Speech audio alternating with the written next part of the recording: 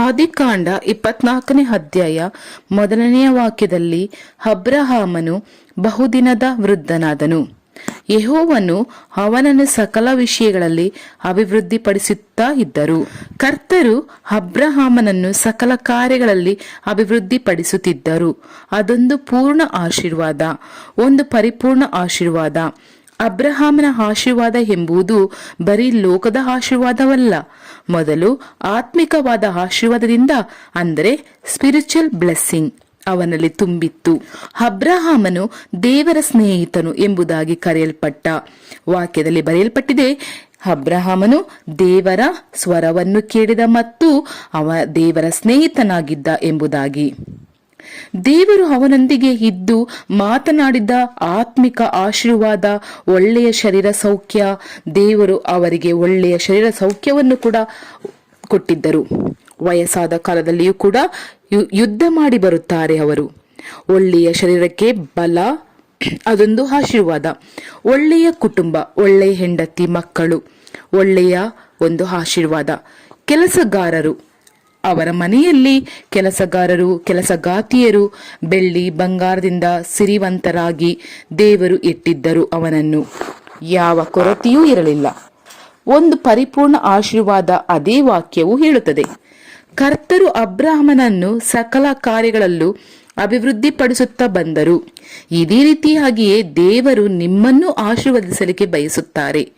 ನನ್ನ ಜನರು, ನನ್ನ ಮಕ್ಕಳು, ನನ್ನ ರಕ್ತದಿಂದ ತೊಳೆಯಲ್ಪಟ್ಟು ಅಂಗೀಕರಿಸಿಕೊಂಡಂತಹ ನನ್ನ ಜನಗಳನ್ನ ನಾನು ಅಬ್ರಹಾಮನನ್ನ ಹೇಗೆ ಆಶೀರ್ವದಿಸಿದೆನೋ ಅದೇ ರೀತಿಯಾಗಿ ಪರಿಪೂರ್ಣವಾಗಿ ನಾನು ಆಶೀರ್ವದಿಸಲು ಬಯಸುತ್ತೇನೆ ಎಂಬುದಾಗಿ ದೇವರು ಹೇಳುತ್ತಾರೆ. ಕೆಲವರು ಹೇಳುತ್ತಾರೆ, ಹೀಗೆ ಹೇಗಿದ್ದೀರಿ ಅಂತ ನಾನು ಕೇಳಿದರೆ, ಏನೋ ಇದ್ದೇನೆ ಸಿಸ್ಟರ್, ಏನೋ ಬಿಸ್ನೆಸ್ ಈ ರೀತಿ ನಡೆಯುತ್ತಿದೆ, ಆದರೂ ಈ ಕಡೆ ಒಂದು ಸಮಸ್ಯೆ, ಆ ಕಡೆ ಆ ಸಮಸ್ಯೆ. ಈ ಕಡೆ ಚೆನ್ನಾಗಿ ಇದೆ ಎಂದರೆ ಒಂದು ಕಡೆ ಚೆನ್ನಾಗಿದೆ ಎಂದು ಹೇಳುತ್ತಾರೆ, ಇನ್ನೊಂದು ಕಡೆ ಎರಡು ಕೂಡ ಹೇಳುತ್ತಾರೆ. ಸಮಸ್ಯೆ ಎಂದು ಹೇಳುತ್ತಾರೆ, ಓಕೆ ಅಂತನೂ ಕೂಡ ಹೇಳುತ್ತಾರೆ. ಅಂದರೆ ಆಶೀರ್ವಾದಗಳನ್ನು ಕೂಡ ಹೇಳುತ್ತಾರೆ, ಸಮಸ್ಯೆಗಳನ್ನು ಕೂಡ ಹೇಳುತ್ತಾರೆ. ಕೆಲವರು ಹೇಳುತ್ತಾರೆ, ದೇವರು ನನ್ನ ಚೆನ್ನಾಗಿ ಇಟ್ಟಿದ್ದಾರೆ, ನನಗೆ ಯಾವ ಕೊರತೆಯೂ ಕೂಡ ಇಲ್ಲ ಸಿಸ್ಟರ್, ನಮಗೆ ಯಾವ ಕೊರತೆಯೂ ಕೂಡ ಇಲ್ಲ ಸಿಸ್ಟರ್ ಎಂಬುದಾಗಿ ಹೇಳುತ್ತಾರೆ. ಒಳ್ಳೆಯ ಮನೆ ಕೊಟ್ಟಿದ್ದಾರೆ, ಒಳ್ಳೆಯ ಮಕ್ಕಳು ಚೆನ್ನಾಗಿ ಓದುತ್ತಾರೆ, ಒಳ್ಳೆ ಚರ್ಚ್ ಇದೆ, ಒಳ್ಳೆಯ ಆತ್ಮಿಕ ಜೀವನ, ಯಾವ ಕೊರತೆಯೂ ಇಲ್ಲ, ದೇವರಾದ ಯೇಸು ನನ್ನನ್ನು ಸಂತೋಷವಾಗಿ ಇಟ್ಟಿದ್ದಾರೆ ಹಾಗಂತ ಹೇಳಿ. ಹೌದು, ಬೇರೆಯವರು ಹೇಳಿದ ಪ್ರಕಾರ ನೀವು ಸಹ ಹಾಗೇನೆ ಹೇಳಬೇಕು, ದೇವರು ನನ್ನನ್ನು ಚೆನ್ನಾಗಿ ಇಟ್ಟಿದ್ದಾರೆ ಎಂದು. ನೀವು ಯಾವ ರೀತಿ ಹೇಳುತ್ತೀರಿ ಪ್ರೀತಿಯ ದೇವರ ಮಕ್ಕಳೇ? ಹೇಳಿ, ನೀವು ಯಾವ ರೀತಿ ಹೇಳುತ್ತೀರಾ? ಯೇಸು ಕ್ರಿಸ್ತರನ್ನು ಅಂತಹ ಮಕ್ಕಳು, ಒಂದೊಂದು ಮಕ್ಕಳು ಕೂಡ ಹಾಗೇನೆ ಹೇಳಬೇಕು. ಇದುವೇ ಪೂರ್ಣವಾದಂತಹ ಆಶೀರ್ವಾದ, ದೇವರ ಬಯಕೆ. ಅದು ದೇವರು ನಮ್ಮನ್ನು ಎಲ್ಲಾ ವಿಧಗಳಲ್ಲಿಯೂ ಆಶೀರ್ವಾದವಾಗಿ ಇಟ್ಟಿದ್ದಾರೆ ಹಾಗಂತ ಹೇಳಬೇಕು. ನೀವು ಆ ರೀತಿಯಾಗಿ ಹೇಳುವಂತಹ ವಿಷಯದ ಜೀವಿತ ನಿಮ್ಮ ಕುಟುಂಬ ಬಾಳಬೇಕು, ಅದನ್ನೇ ದೇವರು ಬಯಸುತ್ತಾರೆ. ಆ ರೀತಿಯಾಗಿರುವಂತಹ ನಿಮ್ಮ ಬೀದಿಯಲ್ಲಿರುವಂತವರು, ಗ್ರಾಮದಲ್ಲಿರುವವರು, ಇತರರು, ಅವರ ದೃಷ್ಟಿಯಲ್ಲಿ ಇವರಿಗೆ ಏನಪ್ಪ ಯಾವಾಗಲೂ ಒಂದು ಕೊರತೆ ಕೂಡ ಇಲ್ಲ, ಯಾವಾಗಲೂ ಸಂತೋಷವಾಗಿದ್ದಾರೆ, ಚೆನ್ನಾಗಿದ್ದಾರೆ, ಪ್ರೀತಿಯಿಂದ ಇದ್ದಾರೆ, ಅವರ ಮನೆಗಳಲ್ಲಿ ಒಂದು ಜಗಳ ಕೂಡ ಬಂದಿಲ್ಲ, ಗಂಡ ಹೆಂಡತಿ ಮಕ್ಕಳು ಎಲ್ಲರೂ ಸಂತೋಷವಾಗಿ ಪ್ರೀತಿಯಿಂದ ಇದ್ದಾರೆ.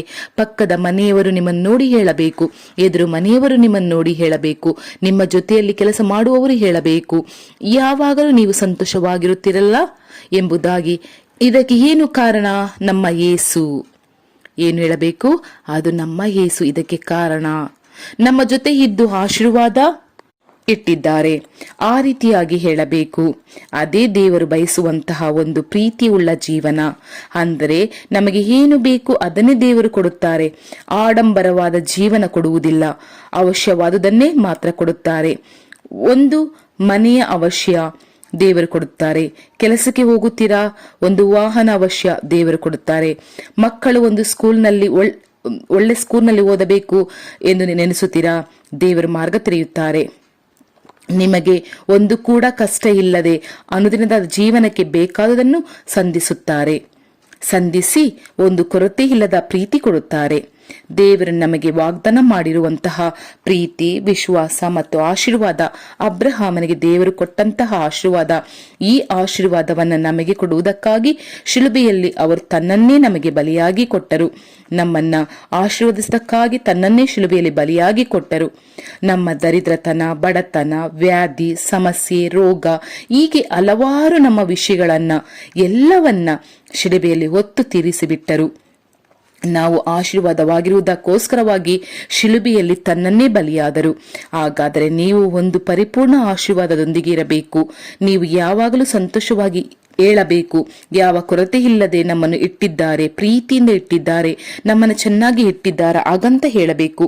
ಇದನ್ನೇ ನೋಡುವಂತಹ ಅನ್ಯ ಜಾತಿಯ ಮಕ್ಕಳು ಹೇಗೆ ಈ ರೀತಿ ನೀವು ಮಾತ್ರ ಇಷ್ಟೊಂದು ಪ್ರೀತಿ, ವಿಶ್ವಾಸ, ಆಶೀರ್ವಾದ, ಖುಷಿಯಿಂದ, ನಗುಮುಖದಿಂದ ಮತ್ತು ಕ್ಷಮಿಸುವ ಗುಣಗಳಿಂದ ಇರಲು ಸಾಧ್ಯ ಎಂದು ಕೇಳಿದರೆ ನಿಮ್ಮಿಂದ ಉತ್ತರ ಬರಬೇಕು, ಅದು ಯೇಸು. ನಮಗಾಗಿ ಶಿಲುಬೆಯಲ್ಲಿ ರಕ್ತ ಸುರಿಸಿ ಸತ್ತು ಈ ಆಶೀರ್ವಾದಗಳನ್ನ ಕೊಟ್ಟಿದ್ದಾರೆ ಹಾಗೂ ಕೊಡುತ್ತಾರೆ ಎಂದು ಹೇಳಿ ಯೇಸುವನ್ನ ಅವರಿಗೆ ಪರಿಚಯ ಪಡಿಸಬೇಕು ಮತ್ತು ಯೇಸುವನ್ನ ಪರಿಚಯ ಪಡಿಸಲು ಸಾಧ್ಯ. ಆ ರೀತಿಯಾದಂತಹ ಒಂದು ಬ್ಲೆಸ್ಸಿಂಗ್ ನಿಮ್ಮ ಜೀವನದಲ್ಲಿ ಬರುತ್ತದೆ. ನೀವು ಸರಿಯಾಗಿ ನಿಮ್ಮ ಜೀವನವನ್ನು ಒಪ್ಪಿಸಿಕೊಟ್ಟು ಕ್ರಮವಾಗಿ ಸತ್ಯವೇದದ ಧ್ಯಾನ, ಕ್ರಮವಾದಂತಹ ಕುಟುಂಬದ ಪ್ರಾರ್ಥನೆ, ನಂಬಿಕೆ ಇದರಲ್ಲಿ ಕರೆಕ್ಟ್ ಆಗಿ ಇದ್ದರೆ ನೀವು ನಿಜವಾಗಲೂ ಈ ಲೋಕದ ಸಮಸ್ಯೆಗಳು ಯಾವುದೇ ಒಂದು ನಿಮ್ಮನ್ನು ಡಿಸ್ಟರ್ಬ್ ಮಾಡುವುದಿಲ್ಲ. ಯಾವ ಕೊರತೆಯೂ ನಿಮ್ಮನ್ನು ತಾಕುವುದಿಲ್ಲ. ಸಮಸ್ಯೆ ಬರುತ್ತೆ, ನೀವು ಜಯಿಸಿ ಬಿಡುತ್ತೀರಿ. ಹೋರಾಟ ಬರುವ ರೀತಿಯಲ್ಲಿ ಕಾಣುತ್ತದೆ.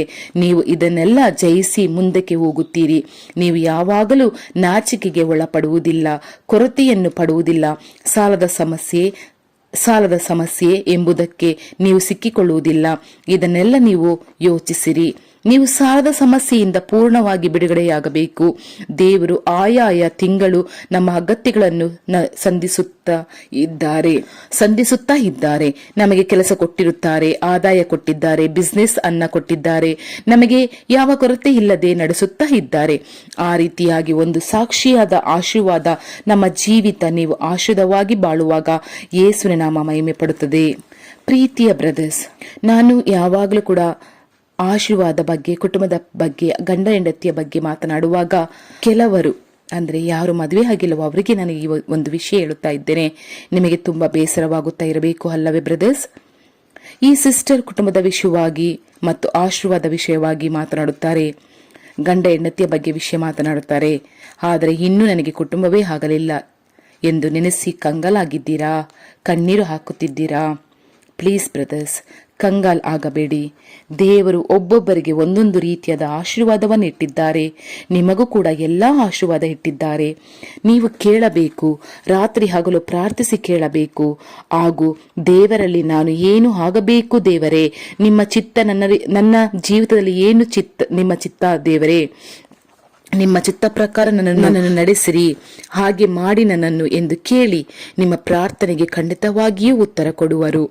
ನನಗೆ ಗೊತ್ತಿದೆ ಪ್ರೀತಿಯ ಬ್ರದರ್ಸ್, ನೀವು ಎಷ್ಟೊಂದು ದುಃಖದಲ್ಲಿ ಇದ್ದೀರಾ, ಎಷ್ಟು ವೇದನೆಯಲ್ಲಿ ಇದ್ದೀರಾ, ಹಾಗೂ ನಿಮ್ಮ ಸುತ್ತಮುತ್ತ ಇರುವ ಜನರು ಎಷ್ಟು ನಿಮ್ಮನ್ನು ನೋವು ಕೊಡುತ್ತಾ ಇದ್ದಾರೆ ಎಂದು ನನಗೆ ಚೆನ್ನಾಗಿ ಅರ್ಥ ಆಗುತ್ತಾ ಇದೆ. ಆದರೆ ನಾನೇ ನಿಮ್ಮ ಬಗ್ಗೆ ಎಷ್ಟು ಒಂದು ದುಃಖ ಪಡುತ್ತಿರುವಾಗ ನಿಮ್ಮನ್ನು ಉಂಟು ಮಾಡಿದ ದೇವರು ಎಷ್ಟು ದುಃಖ ಪಡುತ್ತಿರಬಹುದಲ್ಲವೇ? ಅವರು ಖಂಡಿತವಾಗಿ ನಿಮ್ಮ ದುಃಖವನ್ನು ನೋಡುತ್ತಾ ಇದ್ದಾರೆ. ಅವರಲ್ಲಿರುವ ಆ ಒಂದು ಬುದ್ಧಲ್ಲಿ ನಿಮ್ಮ ಕಣ್ಣೀರು ತುಂಬಬೇಕು. ಇದ ತಕ್ಷಣ ನಿಮ್ಮ ಜೀವಿತದಲ್ಲಿ ಏನು ಬೇಕು, ಏನು ಆಶೀರ್ವಾದ ಬೇಕು, ನಿಮ್ಮ ಜೀವನದ ಜೊತೆ ನಿಮ್ಮ ಜೀವನ ಸಂಗಾತಿ ಖಂಡಿತವಾಗಿಯೂ ಬೇಗ ನಿಮ್ಮ ಜೊತೆ ಬಂದು ಸೇರುತ್ತಾರೆ. ಖಂಡಿತವಾಗಿ ಯೇಸು ಕ್ರಿಸ್ತ ನಾಮದಲ್ಲಿ ಇದು ಖಂಡಿತವಾಗಿ ನಡೆಯುತ್ತದೆ. ಪ್ರೀತಿಯ ಬ್ರದರ್ಸ್, ಬೇಸರ ಮಾಡಬೇಡಿ. ದೇವರ ಬಳಿ ಕೇಳಿ, ಕಣ್ಣೀರು ಹಾಕಿ, ರಾತ್ರಿ ಹಗಲು ಬೆಳಗಿನ ಜಾವ ಬೇಗ ಎದ್ದು ಪ್ರಾರ್ಥಿಸಿರಿ. ವಾರಕ್ಕೆ ಒಮ್ಮೆ ಇಲ್ಲ ತಿಂಗಳಿಗೆ ಒಮ್ಮೆ ಮಧ್ಯರಾತ್ರಿಯಲ್ಲಿ ಪೂರ್ತಿ ರಾತ್ರಿ ಪ್ರಾರ್ಥನೆ ಮಾಡಿರಿ. ದೇವರು ಖಂಡಿತವಾಗಿ ನಿಮಗೆ ಆಶೀರ್ವಾದ ಮಾಡುವರು. ನಿಮ್ಮ ಪ್ರಶ್ನೆಗೆ ಬೇಗ ಉತ್ತರ ಸಿಗುತ್ತದೆ. May God bless you brothers. ದೇವರ ಮಕ್ಕಳ ಪ್ರಾರ್ಥಿಸೋಣವೇ? ಮೊಣಕಾಲೂರಿ ಕೈಗಳನ್ನು ಹೃದಯದ ಮೇಲೆ ಇಟ್ಟುಕೊಳ್ಳಿ, ಕಣ್ಣು ಮುಚ್ಚಿಕೊಳ್ಳಿ. ಯೇಸುವೆ, ನಾನು ಹೊಸದಾಗಿ ಹುಟ್ಟಬೇಕು. ನನ್ನನ್ನು ಶುದ್ಧ ಹೃದಯದಿಂದ ನಿರ್ಮಿಸು ದೇವ. ನನ್ನನ್ನು ತೊಳೆಯಿರಿ ನಿಮ್ಮ ಪರಿಶುದ್ಧ ರಕ್ತದಿಂದ. ನಿಮ್ಮ ಹಾಗೆ ನನ್ನನ್ನು ಮಾರ್ಪಡಿಸಿರಿ. ನಾನು ನಿಮ್ಮ ಹಾಗೆ ಆಗಬೇಕು. ಬದುಕಿದರೂ ನಿನಗಾಗಿಯೇ, ಸತ್ತರೂ ನಿಮಗಾಗಿಯೇ. ಈ ಜೀವ ನಿನ್ನ ಸೇವೆಗಾಗಿಯೇ ಯೇಸುವೆ. ಎಂಥ ಕಷ್ಟ ಬಂದರೂ ನಿಮ್ಮ ಹಿಂದೆ ಬರುವೆ. ಜೀವವೆಂಬ ಜಯಮಾಲೆಯನ್ನು ಹೊಂದುವೆ ರಬ್ಬಿಯೇ. ಲೋಕವನ್ನು ಜಯಿಸುವೆ. ಕಷ್ಟವೆಂದು ಕಷ್ಟವಿಸುವುದಿಲ್ಲ. ಈ ಲೋಕದಲ್ಲಿ ಇರುವ ಪ್ರತಿಯೊಂದು ಕಸವೆಂದು ಎಣಿಸುತ್ತೇನೆ. ಶಿಲುಬೆ ನಿಮ್ಮ ಹಿಂದೆ ಬರುವೆ ತಂದೆಯೇ. ಕರ್ತರೆ, ನನ್ನ ಪಾಪವನ್ನು ತೊಳೆದು ಬಿಡು ದೇವ. ಯೇಸುವೆ, ನಿಮ್ಮ ಮಹಿಮೆ ಪಡಿಸಬೇಕು, ನಿಮ್ಮ ನಾಮ ಮಹಿಮೆ ಪಡಿಸಬೇಕು ದೇವ. ನಾನು ಯಾವಾಗಲೂ ನಿಮಗೆ ಸಾಕ್ಷಿಯಾಗಿ ಬಾಳಬೇಕು. ನಾನು ಒಂಟಿತನದಲ್ಲಿ ಇರುವಾಗ ಸೈತನನ ಕುತಂತ್ರಕ್ಕೆ ಪಡಬಾರದು. ನನ್ನ ಎಲ್ಲ ಕೇಡಿನಿಂದ ನೀವೇ ಕಾಪಾಡಬೇಕು ಯೇಸುವೆ. ನನ್ನ ಪ್ರಾಣವನ್ನು ಕಾಪಾಡು ದೇವರೇ. ನಿಮಗೆ ಸ್ತುತಿ ಸ್ತೋತ್ರನಪ್ಪ. ಯೇಸುವೆ, ನಿಮ್ಮನ್ನು ಸ್ತುತಿಸುತ್ತೇನೆ. ನಿಮ್ಮ ರೂಪದಲ್ಲಿ ನನ್ನನ್ನು ರೂಪಿಸಿದಕ್ಕಾಗಿ ಮತ್ತು ನನ್ನ ಪಾಪವನ್ನು ತೊಳೆದು ಮರೆತು ಬಿಟ್ಟದಕ್ಕಾಗಿ ನಿಮ್ಮನ್ನು ಸ್ತುತಿಸುತ್ತೇನೆ. ಯೇಸುವೆ, ಈ ಒಂದು ರಾತ್ರಿ, ಒಳ್ಳೆ ರಾತ್ರಿ ನನಗೆ ಕೊಟ್ಟದಕ್ಕಾಗಿ ನಿಮಗೆ ಸ್ತುತಿ ಸ್ತೋತ್ರ. ಹಗಲಿನಲ್ಲೆಲ್ಲ ನನ್ನ ಜೀವಿತದಲ್ಲಿ ಯಾವ ರೀತಿಯ ಕೊರತೆಗಳು ಆಗದ ರೀತಿ ನನ್ನನ್ನು ಕಾಪಾಡಿದಕ್ಕಾಗಿ ನಿಮಗೆ ಸ್ತೋತ್ರ ತಂದೆಯೇ. ಅಪ್ಪ, ಈ ಒಂದು ರಾತ್ರಿಯ ವೇಳೆಯಲ್ಲಿ ನಾನು ನಿಮ್ಮ ಜೊತೆ ಪ್ರಾರ್ಥಿಸುವಾಗ ರಾತ್ರಿ ಪೂರ್ತಿ ತಂದೆಯೇ ನಿಮ್ಮ ದರ್ಶನದಲ್ಲಿ ನಾನಿರುವ ರೀತಿ ಮಾಡಿ, ಬೆಳಗ್ಗೆ ಬೇಗ ಎದ್ದೇಳಿಸಿ ನನ್ನನ್ನು ನಿಮ್ಮ ಜೊತೆ ಮಾತನಾಡಬೇಕು ಹಾಗೂ ಎಲ್ಲರಿಗೋಸ್ಕರ ನಾನು ಪ್ರಾರ್ಥಿಸಬೇಕು. ಅಪ್ಪ, ನನ್ನನ್ನು ಬಿಟ್ಟು ಎಲ್ಲಿಗೂ ಹೋಗಬೇಡಿ. ನನ್ನ ಕೈಯನ್ನು ನೀವು ಹಿಡಿದುಕೊಳ್ಳಿ ತಂದೆಯೇ. ನಾನು ನಿಮ್ಮ ಕೈ ಹಿಡಿದುಕೊಂಡರೆ ನನ್ನ ಕೈ ಜಾರಬಹುದು, ಆದರೆ ನೀವು ನನ್ನ ಕೈ ಹಿಡಿದುಕೊಂಡರೆ ನಾನು ಯಾವಾಗಲೂ ಕೂಡ ಕೈ ಜಾರಿ ಹೋಗುವುದಿಲ್ಲಪ್ಪ. ನೀವು ಗಟ್ಟಿಯಾಗಿ ನನ್ನ ಕೈಯನ್ನು ಹಿಡಿದುಕೋ ತಂದೆಯೇ. ಪಾಪದಲ್ಲಿ ನಾನು ಬಿದ್ದು ಹೋಗಬಾರದು. ಈ ಲೋಕದ ಆಸೆಗೆ ಬಿದ್ದು ಹೋಗಬಾರದು ತಂದೆಯೇ. ಈ ಲೋಕದ ಆಸೆ ಸ್ವಲ್ಪ ದಿನ ಮಾತ್ರ, ಆದರೆ ನೀವು ಶಾಶ್ವತ ಅಪ್ಪ. ತಂದೆಯ ದೇವರೇ, ಯಾವಾಗಲೂ ನಿಮ್ಮ ಜೊತೆ ಇರುವ ರೀತಿ ನನ್ನನ್ನು ಮಾರ್ಪಡಿಸಿರಿ. ನನಗೆ ನೀವು ಬೇಕು ತಂದೆಯೇ. ಅಪ್ಪ, ನಿನ್ನ ಜೊತೆ ನಾನು ಇರಬೇಕಪ್ಪ. ಯೇಸುವೆ, ನೀವು ನನಗೆ ಬೇಕು. ಯೇಸು ಕ್ರಿಸ್ತ ನಾಮದಲ್ಲಿ ಆಮೇನ್, ಆಮೇನ್ ತಂದೆಯೇ. Thank you Jesus. Thank you lord.